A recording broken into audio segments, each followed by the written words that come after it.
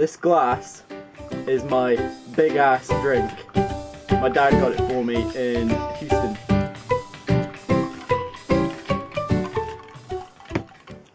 I just drank out of a horse butt.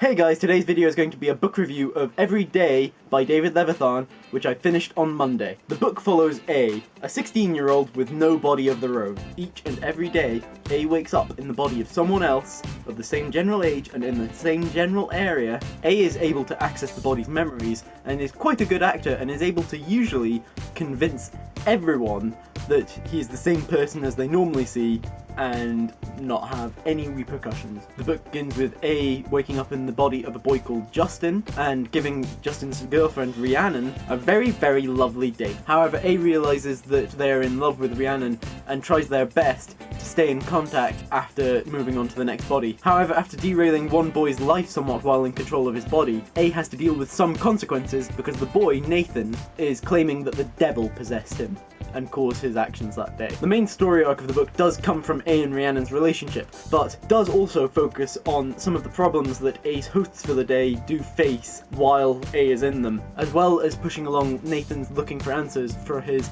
demon possession. The book is mostly very well written and deals very respectfully with gender and sexuality in a lot of different ways.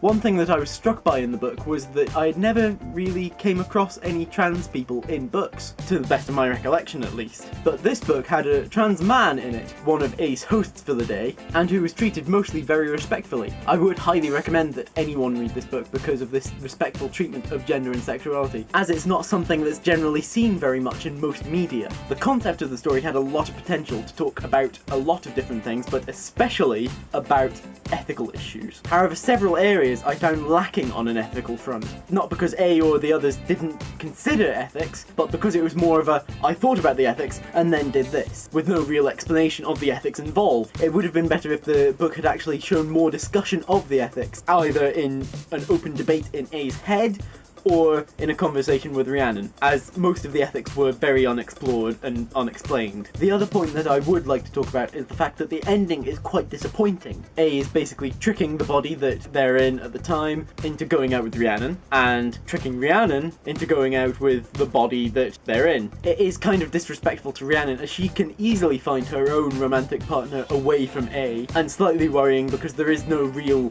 guarantee that the guy that A was in would actually be romantically interested in Rhiannon. Anyway guys, I did really enjoy the book despite its issues, and I gave it 3 stars out of 5 on Goodreads. I do highly recommend checking it out, especially if you're interested in finding out what other people are like from the inside, but not in an anatomical way. I hope you enjoyed this review and that you remember to like, share and comment on this video, and subscribe to my channel if you want. Bye guys.